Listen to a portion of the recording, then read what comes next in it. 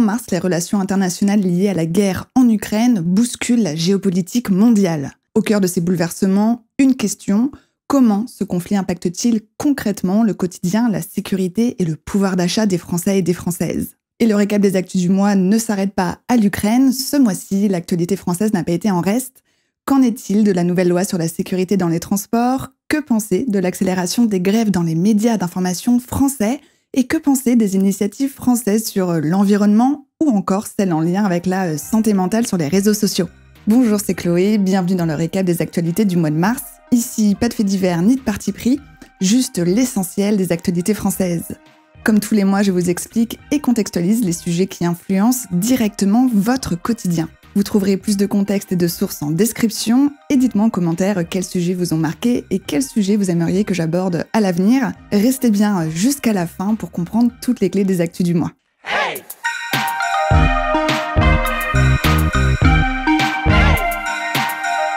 Micro-canap!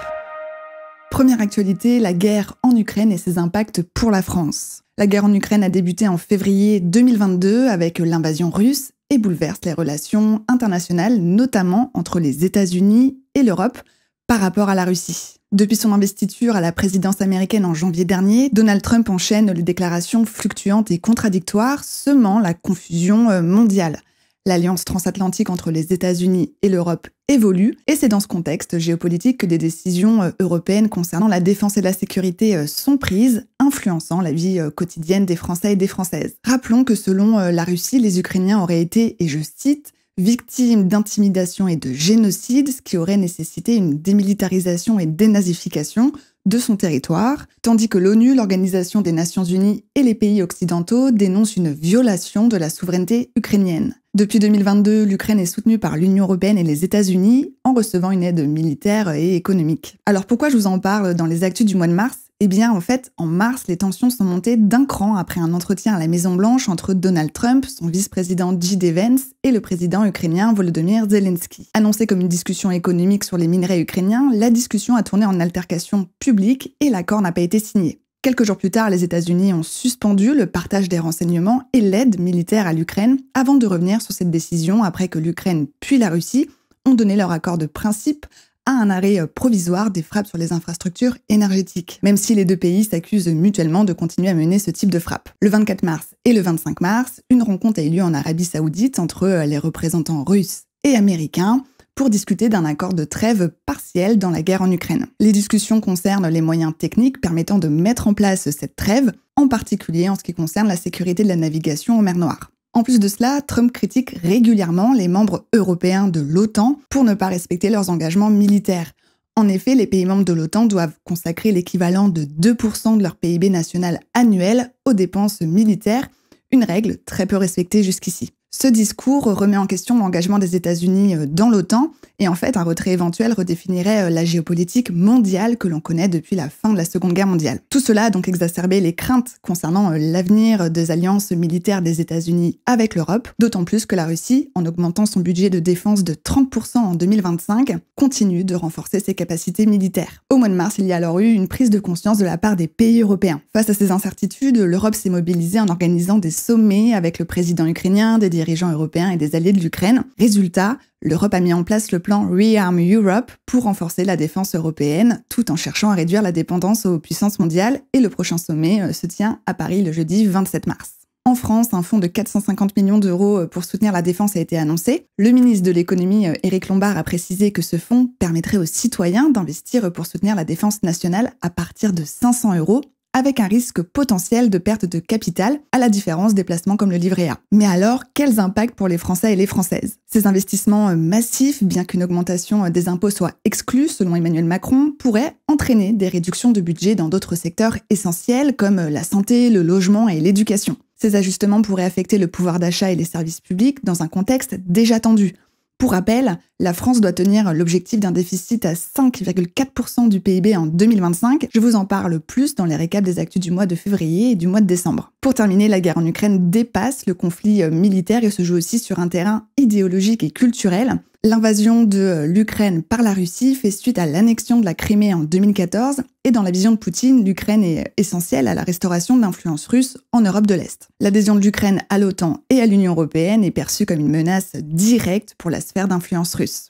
Pour Donald Trump et ses partisans, le conflit est interne aux USA, où s'affrontent les valeurs conservatrices des républicains qui sont classés à droite aux États-Unis et les valeurs progressistes des démocrates, souvent critiquées sous le terme de wokisme ou de woke. Les démocrates sont classés à gauche aux États-Unis, mais en France, ils seraient plutôt classés à droite. Les républicains prônent l'ordre social et les traditions, tandis que les démocrates prônent les droits civiques, l'égalité des genres, la lutte pour les droits des minorités et la justice sociale. Selon les républicains, ces valeurs sont perçues comme une menace pour l'ordre établi, notamment dans des domaines comme l'éducation, les sciences et le travail. La France et une grande partie des pays européens partagent une vision commune. Emmanuel Macron, pour sa part, a insisté sur le fait que la guerre en Ukraine dépasse les frontières physiques et représente un défi pour les valeurs démocratiques et les droits humains. La France considère ce conflit comme une lutte pour la liberté à un autoritarisme croissant, soutenant l'Ukraine dans sa défense de la souveraineté et de la démocratie. Enfin, l'influence des idéologies des présidents tels que Poutine et Trump se développe en grande partie à travers les réseaux sociaux, en diffusant des informations contradictoires ou altérant la réalité, pouvant affaiblir les institutions démocratiques. Dans ce contexte, il est essentiel de compléter ces sources d'informations en lisant des journaux papier en plus du digital. Prendre le temps de lire un quotidien ou un hebdomadaire local permet de se forger une opinion plus nuancée, loin des algorithmes. Et pour rappel, vos journaux locaux comme la Nouvelle République ou Centre Presse à Poitiers proposent des actualités nationales et internationales à la fin de leurs journaux. Deuxième actualité, droits humains et citoyenneté. Ce mois-ci, des décisions de justice ont été rendues concernant 2 symboles des violences policières en France. Le parquet a demandé un procès pour meurtre contre le policier responsable de la mort de Nahel, et la Cour européenne des droits de l'homme a estimé que la France avait violé le droit à la vie dans le cas de Rémi Fraisse. Je vous en dis plus en description de l'émission. À partir du 31 mars, le don anonyme de spermatozoïdes et d'ovocytes pour les fécondations in vitro sera interdit en France, conformément à la loi de bioéthique. En fait, tous les stocks de spermatozoïdes dont l'identité du donneur n'a pas été révélée vont être détruits.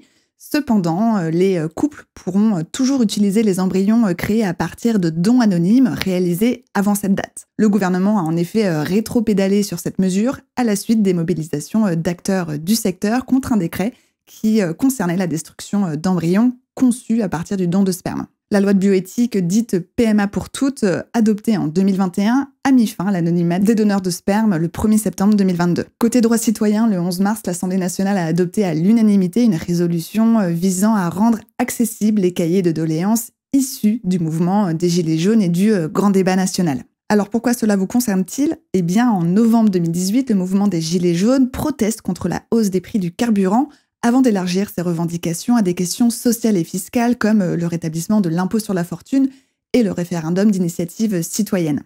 Ce mouvement massif, parfois violent, marque profondément la société française et met en lumière les fractures sociales, politiques et territoriales du pays, tout en faisant émerger une vaste volonté de réforme.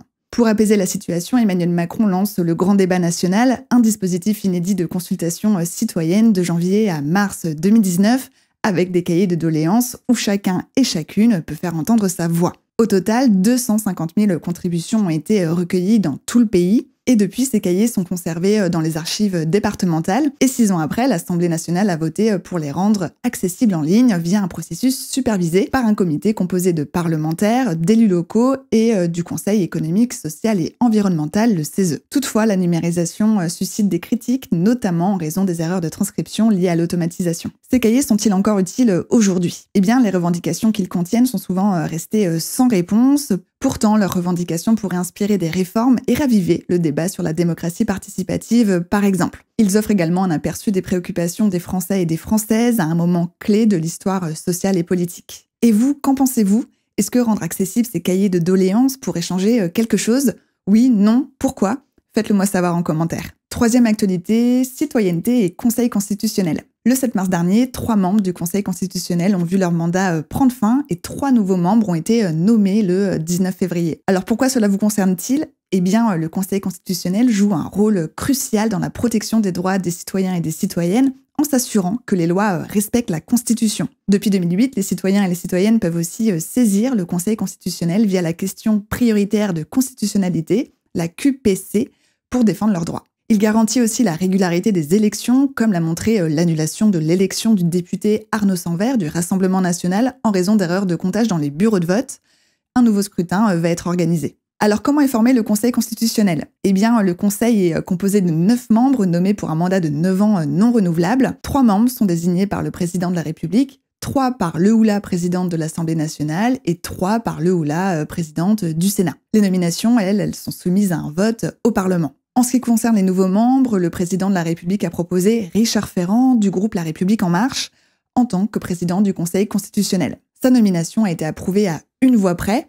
Les opposants à sa nomination, principalement à gauche et parmi les Républicains, ont dénoncé son manque de compétences juridiques, sa proximité avec Emmanuel Macron et son implication dans une affaire de prise illégale d'intérêt dans l'affaire des mutuelles de Bretagne, bien que la justice ait conclu un non-lieu en 2022. Parallèlement, 2 autres membres ont été largement approuvés, Laurence Vichnievsky, magistrate et ex-députée MoDem, et Philippe Bas, ancien président Les Républicains de la Commission des lois. 4e actualité, éducation. Abeille Assurance a lancé une fondation dotée de 2,5 millions d'euros sur 5 ans pour soutenir les étudiants en situation de précarité, avec un focus sur l'emploi, l'aide alimentaire et le soutien au logement. Début mars, un appel à projet a été lancé pour les associations qui œuvrent sur tous ces sujets. Si vous souhaitez proposer un projet, je vous mets le lien en description de l'émission. Concernant l'éducation à la vie affective, relationnelle et sexuelle, le Conseil d'État a rejeté un recours contre ce programme de la part d'associations conservatrices à cause des mentions notamment de la théorie du genre. Ce programme sera donc mis en place dans les écoles dès la rentrée 2025. 3 étudiants français ont créé Meoria, une application lancée fin 2024 pour aider les lycéens et les lycéennes à choisir leur orientation post-bac en fonction de leur profil. L'application a déjà dépassé les 30 000 téléchargements en février.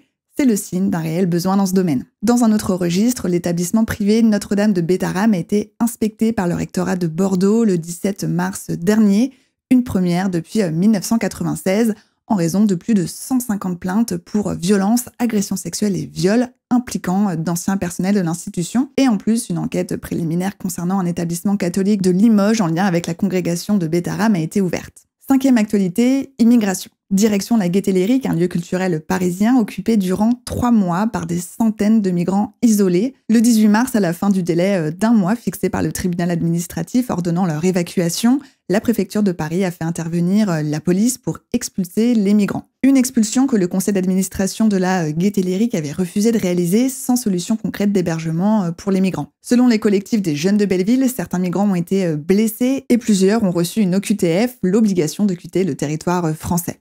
Du côté du lieu culturel, qui a subi de lourdes pertes financières dues à l'occupation, des discussions sont en cours avec la ville de Paris, propriétaire du bâtiment, pour une rouverture et une nouvelle programmation. Alors pourquoi tous ces événements se sont déroulés ? En France, les migrants âgés entre 16 et 20 ans peuvent être reconnus comme mineurs et bénéficier alors d'une prise en charge par les conseils départementaux au titre de la protection de l'enfance, et ils n'ont pas besoin de justifier d'un titre de séjour pour résider sur le territoire le temps de leur minorité. Et les occupants de la Gaîté Lyrique, eh bien, ils ont été jugés majeurs et ils contestent cette décision. En attendant, les migrants se retrouvent dans un vide juridique, exclus des dispositifs d'aide, et ce problème, eh bien, il n'est pas unique à Paris. En janvier 2023, l'ONU a sanctionné la France pour une situation similaire. Les migrants de la Gaîté Lyrique, ils réclament une prise en charge adaptée et des solutions d'hébergement. L'arrêté préfectoral prévoit leur envoi dans des sas d'accueil. Cependant, ces centres sont souvent critiqués pour leurs conditions précaires et le manque d'accompagnement administratif. Beaucoup de migrants retournent alors à Paris, faute de solutions durables et d'un accompagnement. Et vous, que pensez-vous de la gestion de l'accueil des jeunes migrants isolés en France ? Avez-vous des suggestions sur la manière de résoudre cette situation ? Exprimez-vous en commentaire. 6e actualité, sécurité. La loi sur la sécurité dans les transports est définitivement adoptée. Le ministre des Transports, Philippe Tabarot, souhaite sa mise en œuvre rapide. Cependant, la gauche, opposée à certaines mesures, a annoncé vouloir saisir le Conseil constitutionnel. Alors pourquoi cela vous concerne-t-il ? Eh bien, cette nouvelle loi pérennise l'utilisation des caméras piétons par les contrôleurs RATP et SNCF, et ouvre la voie à une expérimentation de ce dispositif pour les chauffeurs de bus et de cars. La loi permet aussi aux agents de sûreté de la SNCF et de la RATP d'effectuer des palpations sans autorisation préalable des autorités, d'intervenir aux abords des gares et impose des contraventions plus sévères pour l'abandon de bagages. Je tiens à rectifier la date du 1er mars annoncée le mois dernier concernant la mise en application des palpations. Ce n'est pas encore applicable puisque la loi n'a pas été publiée au journal officiel. Enfin, la loi prolonge jusqu'en 2027 l'expérimentation de la vidéosurveillance algorithmique lors de grands rassemblements, testés notamment lors des Jeux de Paris 2024. Au départ, cette expérimentation devait prendre fin le 31 mars 2025. Alors pourquoi cette loi, elle fait débat? Eh bien, des associations dénoncent son impact sur les libertés individuelles et la vie privée. En fait, pour la vidéosurveillance, un algorithme analyse les images des caméras pour repérer des comportements suspects, comme des objets abandonnés, des chutes, des mouvements de foule. Des recours ont été déposés et plusieurs villes, comme Grenoble et Caen, ont suspendu l'utilisation de la vidéosurveillance algorithmique qui, selon un rapport remis au ministère de l'Intérieur, n'est pas encore totalement fiable. Par exemple, dans les gares, le système a parfois signalé à tort du mobilier urbain ou des sans-abri comme des objets abandonnés. Le texte a été adopté à l'Assemblée nationale, soutenu par la coalition gouvernementale, l'Alliance RN Ciottiste et une partie des indépendants du groupe Lyot. La gauche a voté contre à la quasi-unanimité. Et vous, que pensez-vous de l'intensification des mesures de sécurité dans l'espace public? Ces initiatives visent-elles à améliorer réellement la sécurité ou risquent-elles de créer une société trop surveillée? Partagez vos réflexions en commentaire. Deuxième et belle actualité dans cette rubrique sécurité, depuis fin février, la ville de Metz distribue gratuitement des porte-clés anti-agression à toutes les femmes qui en font la demande. Ces porte-clés, ils émettent un son de 140 décibels visant à dissuader les agresseurs et à alerter les passants. La ville souhaite ainsi lutter contre le sentiment d'insécurité et renforcer la protection des habitantes. Cette initiative pourrait inspirer d'autres villes à adopter des mesures similaires. À Caen et à Nantes, par exemple, des associations distribuent gratuitement des sifflets anti-agression aux passants de tous les âges et de tous les genres. Septième actu, environnement. Le 23 mars, les Parisiens et les Parisiennes ont voté à 66% pour le projet Rue Jardin visant à végétaliser la capitale et rendre piétonnes 500 rues. 4% des Parisiens et des Parisiennes inscrits ont participé. Le projet devrait être réalisé d'ici 3 ou 4 ans avec un coût estimé à 500 000 € par rue. Le gouvernement a lancé une consultation publique sur la 3e édition de la programmation pluriannuelle de l'énergie, c'est ce qu'on appelle la PPE. C'est un plan stratégique qui définit pour les 10 prochaines années les priorités pour la production et la consommation d'énergie en France. Il vise à réduire la part des énergies fossiles, tout ce qui est pétrole, gaz, charbon, dans la consommation finale énergétique à 30% en 2035 contre 58% en 2023. Je vous en dis plus en description d'émission. Pour info, vous avez la possibilité de participer et de donner votre avis jusqu'au 5 avril. Je vous mets le lien en description et dites-moi en commentaire pourquoi vous souhaitez ou ne souhaitez pas participer à cette consultation. Le gouvernement a lancé un plan pour adapter la France aux effets du changement climatique qui pourrait atteindre 4% d'ici la fin du siècle. Le plan d'adaptation au changement climatique, le PNACC, met l'accent sur l'adaptation des infrastructures et la gestion des risques climatiques comme les canicules et les inondations. RTE, la société chargée du transport de l'électricité en France, a présenté un plan de 100 milliards d'euros pour adapter le réseau électrique aux défis climatiques. Ce plan, il vise à réduire la part des énergies fossiles et à augmenter la part d'électricité dans les besoins énergétiques du pays, tout en soutenant les énergies renouvelables et le nucléaire. Une initiative essentielle pour atteindre l'objectif de neutralité carbone d'ici 2050 fixé par la loi énergie-climat. La justice a ordonné à l'État de prendre des mesures supplémentaires contre les algues vertes, un problème écologique majeur sur les plages bretonnes. Ces algues, elles consomment l'oxygène de l'eau, créant des zones mortes marines et libèrent un gaz toxique en se décomposant sur la plage, qui peut être mortel pour l'homme en cas d'exposition prolongée. La présence d'algues vertes sont causées par l'excès de nitrates et de phosphates, souvent issus des engrais agricoles. Le tribunal administratif de Rennes a condamné l'État pour son manque d'action efficace et a ordonné de renforcer les mesures de lutte contre cette pollution. Enfin, une usine de recyclage de terres rares est en construction à Lac, dans les Pyrénées-Atlantiques. Ce projet, il est essentiel à la transition énergétique et il contribuera à réduire la dépendance européenne à la Chine. 8e actualité, santé publique. Le 13 mars, l'Assemblée nationale a approuvé la création d'une commission d'enquête pour étudier l'impact de TikTok sur la santé mentale des mineurs. L'objectif, analyser l'effet de l'algorithme sur l'addiction, les relations sociales et les risques de dépression. La commission comparera TikTok à sa version chinoise, Douyin, alors je ne sais pas trop comment on prononce, qui impose des restrictions plus strictes pour les jeunes. Des mesures seront proposées ensuite pour mieux protéger les mineurs et pour mieux réguler la plateforme. Concernant l'amiante dans les écoles, le syndicat national des enseignements du second degré annonce qu'entre 82 et 85% des bâtiments scolaires pourraient contenir de l'amiante, car ils ont été construits avant l'interdiction de l'amiante en 1997. Les fibres d'amiante, ils sont responsables de maladies graves, dont le cancer du poumon. Une enquête réalisée par le ministère de l'Éducation nationale en 2024 révèle que plus de la moitié des écoles n'ont pas d'informations sur sa présence dans leurs bâtiments.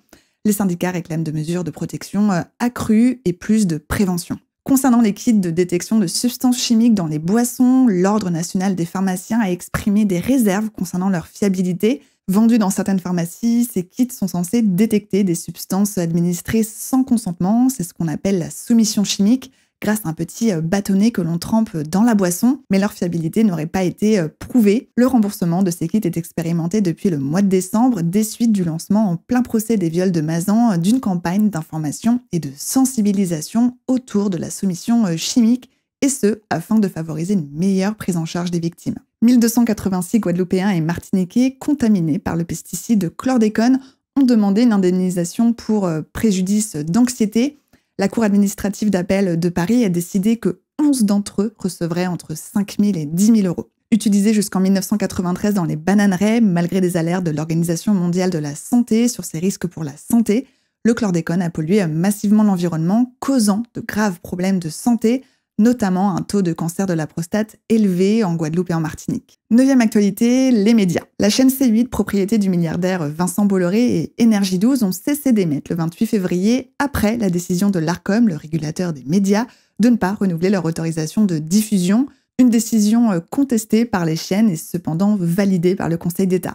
Les grèves dans les médias s'accentuent. Le 20 mars, France Info et Ici, ex-France Bleu, ont protesté contre les économies demandées à Radio France et la réforme de l'audiovisuel public examinée par le gouvernement en avril. Les journalistes du groupe Nice Matin ont voté une motion de défiance contre la direction et ont manifesté contre les conditions de travail dégradées depuis que le groupe est détenu par le milliardaire Xavier Niel. Certains journalistes du Parisien, propriété du groupe LVMH appartenant au milliardaire Bernard Arnault, affirment que des informations ont été supprimées dans des articles en lien avec les marques de l'actionnaire.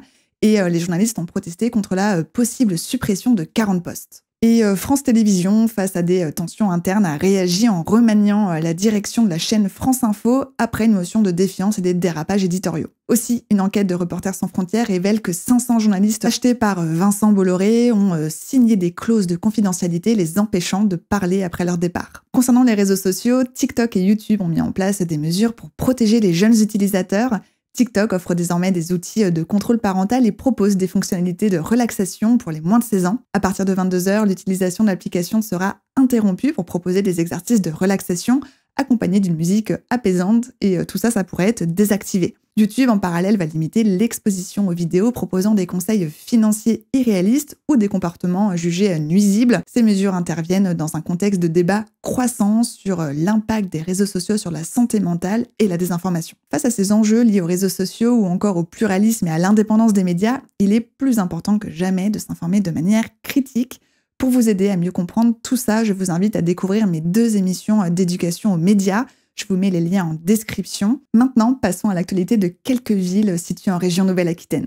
Première actualité régionale, direction Bordeaux, où la mairie a lancé une initiative innovante, ouvrir ses écoles le samedi et pendant les vacances scolaires. Ce projet, qui permet aux familles du centre-ville de profiter d'espaces de jeux sécurisés et végétalisés, est pour l'instant testé dans un établissement, mais il pourrait s'étendre à toute la ville dans les prochaines années. Deuxième actu, direction le département de la Vienne, l'association des maires ruraux tire la sonnette d'alarme.